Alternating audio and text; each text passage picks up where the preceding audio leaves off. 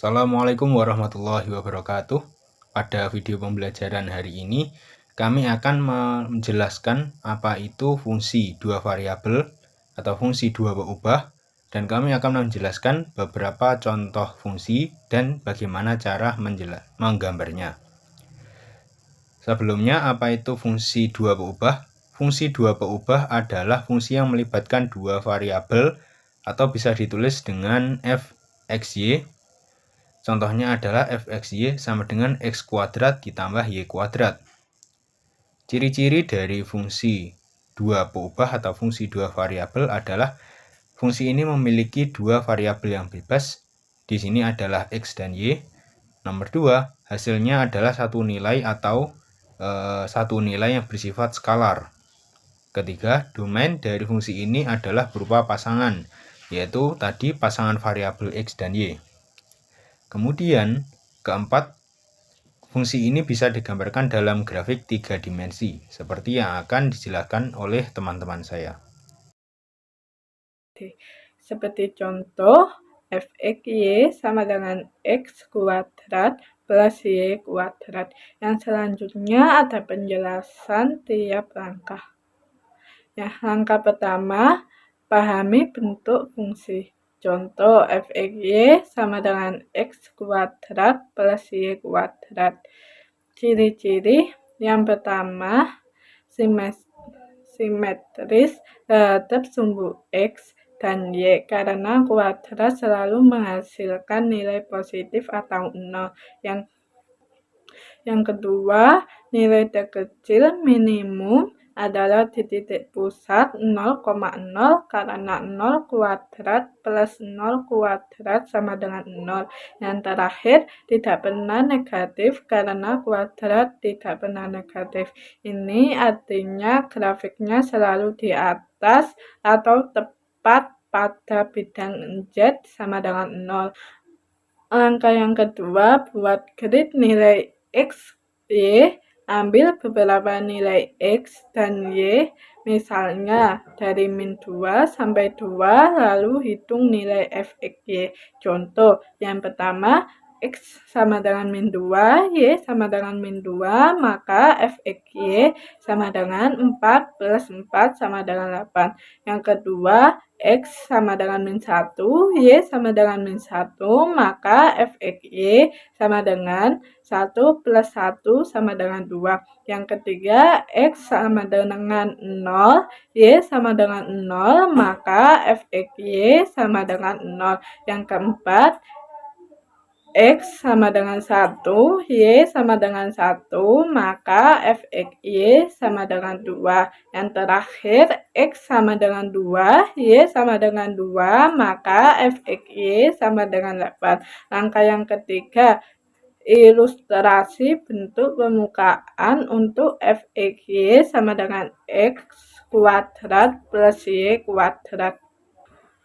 Yang pertama, bentuknya seperti mangkuk terbuka ke atas disebut paraboloid. Yang kedua, jika kamu ambil irisan horizontal Z, maka dapat persamaan x kuadrat plus y kuadrat sama dengan z. Itu adalah lingkaran, jadi kontur atau garis di ketinggian yang sama berbentuk lingkaran. Dan di sini saya mendapatkan kesempatan untuk menjelaskan kepada teman-teman semua terkait dengan langkah-langkah menggambar grafik secara manual.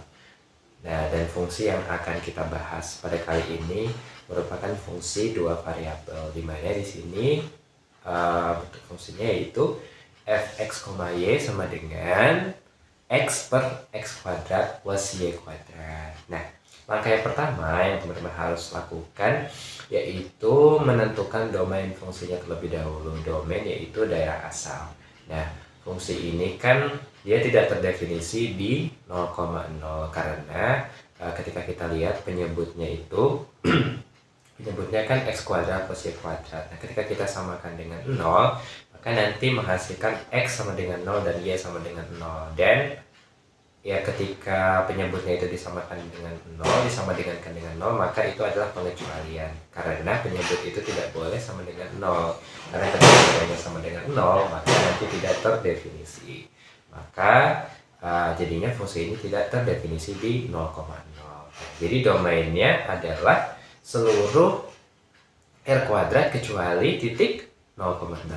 Nah, kemudian langkah yang kedua yang teman-teman bisa lakukan yaitu menganalisis sifat fungsi. Nah, di mana fungsi ini sebenarnya tidak simetris penuh karena terdapat antisimetri terhadap x. Mana f min x, y itu sama dengan min x per x kuadrat plus y kuadrat. Nah, itu nanti sama dengan min fx, y. Kemudian tanda fungsinya itu juga tergantung pada x. Jika x-nya lebih dari 0, maka fx, y-nya juga lebih dari 0. Dan jika x-nya kurang dari 0, maka fx, y-nya itu kurang dari 0. Ya. Kemudian yang ketiga itu nanti akan kita buat tabel nilai. Nah, untuk ini kita pilih beberapa titik, teman-teman. Nah, titik x, y dan hitung nilainya. Nilainya itu yaitu f x, y. Nah, misalkan ketika kita ambil x-nya 1 dan y-nya sama dengan 0. X-nya sama dengan 1 dan y sama dengan 0, maka kita substitusikan ke dalam fungsi tadi. Hasilnya nanti menjadi 1/1 sama dengan 1.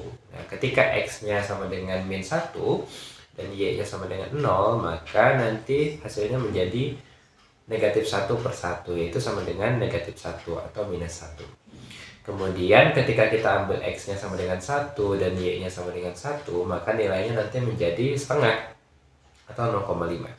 Kemudian ketika kita ambil x-nya sama dengan 2 dan y-nya sama dengan 0, maka nilainya nanti menjadi 2/4 juga atau setengah juga. Itu sama dengan 0,5. Oh, kelewatan. Nah, kalau misalkan kita ambil x-nya negatif 1 dan y-nya sama dengan 1, maka nanti nilainya menjadi negatif setengah atau negatif 0,5. Kemudian ketika kita ambil x-nya negatif 2 dan y-nya sama dengan 0, maka nilainya menjadi negatif 2/4. Bukan 2/4, min 2/4. Mohon maaf, min 2/4. Jadi kalau misalkan tadi kan fungsinya itu x kuadrat x per x kuadrat plus y kuadrat. Nah, ketika kita substitusikan x-nya negatif 2, maka negatif 2 per negatif 2 kuadrat itu 4 ditambah 0. Jadi negatif 2/4. Oke, negatif 2/4 itu jadi nanti hasilnya itu sama dengan negatif setengah atau negatif 0,5. Oke. Kemudian ketika kita ambil x-nya setengah atau 0,5 dan y-nya sama dengan 0, maka nanti hasilnya menjadi 0,5/0,25 atau setengah per 1/4. Itu hasilnya sama dengan 2. Ketika kita ambil x-nya sama dengan negatif 0,5 dan y-nya sama dengan 0, maka nanti hasilnya menjadi negatif 2. Nah, untuk catatannya di sini fungsi ini akan membesar ketika atau pada saat x, y-nya itu mendekati 0,0 dari arah x tidak sama dengan 0. Karena penyebut mendekati 0 tapi pembilangnya masih punya nilai, teman-teman. Nah, kemudian langkah yang keempat itu kita bisa menggambar level kurvanya atau konturnya. Nah, yang pertama kita cari dulu level kurva dengan menyamakan fungsi pada nilai c. Misalkan kan tadi kita ambil fungsinya itu x sama dengan x kuadrat plus y kuadrat. Nah, itu kita sama dengankan c. Sehingga bentuknya jika kita formulasikan dalam bentuk lain itu menjadi x sama dengan c dikali x kuadrat plus y kuadrat. Itu menjadi x dikurang c x kuadrat dikurang c y kuadrat sama dengan 0. Jadi c-nya itu menjadi koefisien ya. Koefisien dari variabel x kuadrat dan y kuadrat. Nah, ini adalah kurva kuadrat teman-teman yang bisa digambar untuk berbagai nilai c seperti 1, 0,5, negatif 1, dan lain-lain. Contohnya misalkan kita ambil c-nya sama dengan 1. Maka nanti bentuknya menjadi x dikurang x kuadrat dikurang y kuadrat sama dengan 0. Atau bisa kita ubah menjadi x sama dengan x kuadrat tambah y kuadrat. Nah, kemudian nanti kita buat grafik kontur ini di bidang XY sebagai panduannya. Nah, kemudian langkah yang selanjutnya yaitu kita mensketsa permukaan 3 dimensinya. Nah, kita sketsa permukaan 3 dimensinya. Itu kita yang pertama membuat sumbu X, Y, dan Z tegak ke atas. Kalau Z itu dia tegak ke atas. Z biasanya digunakan sebagai patokan tingginya. Kemudian kita gunakan titik-titik dari tabel nilai. Nah, itu bisa plot titik seperti 1,0,1 kan x, y, z ya, atau misalkan setengah, 0,2 dan lain-lain. Nah, kemudian nanti kan kita hubungkan titik-titik tadi dengan kontur halus. Nah, kemudian nanti akan tampak bentuk pelana miring teman-teman, karena nilai positif di suatu sisi atau x lebih dari 0 dan negatif di sisi lain atau x kurang dari 0. Kemudian juga yang seperti kita ketahui sebelumnya tadi itu biasanya tidak terdefinisi di pusat 0,0. Nah, jadi beri tanda lubang kecil. Kemudian nanti yang terakhir nanti akan kita analisis limitnya. Ini sebagai opsional tambahan saja. Misalkan menarik untuk dicatat itu bahwa limit x, y mendekati 0,0 ini kan x per x kuadrat per y kuadrat. Nah, ini menjelaskan kenapa grafik naik tak terhingga di satu sisi dan turun tak terhingga di sisi lain saat mendekati pusat. Nah, jadi pada akhirnya nanti bentuk grafiknya itu akan terbuka ke atas dan ke bawah di arah x. Kemudian pelananya memanjang ke arah Y. Dan grafiknya ini tadi tidak terdefinisi di pusat, atau fungsinya tidak terdefinisi di pusat. Kemudian nilai ekstrimnya itu membesar saat mendekati sumbu Y dengan X-nya kecil. Nah, jadi mungkin itu teman-teman yang bisa kami sampaikan pada pembahasan kali ini. Semoga bermanfaat. Jika ada koreksi, mohon langsung saja disampaikan mungkin, dan jika memang bermanfaat bersyukur. Mungkin sekian dari saya pribadi selaku anggota kelompok.